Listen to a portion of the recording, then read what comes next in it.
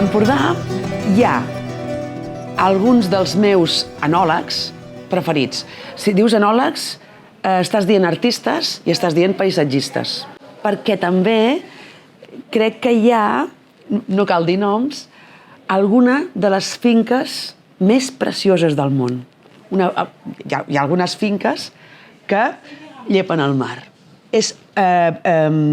Veure algunes finques de l'Empordà és com quan vas a Nova York, que et diuen no et giris, no et giris, no et giris, no et giris, no et giris, a Central Park. No et giris, no et giris. Llavors et gires i veus tots els edificis. Doncs a l'Empordà, això a mi m'ha passat amb finques, no? Que et diuen tu tira, tira, tira, tira, no et giris, no et giris, no et giris. Llavors gires i veus el mar allà.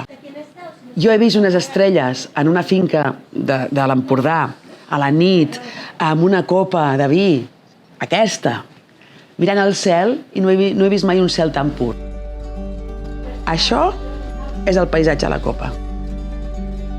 Salut per l'Empordà.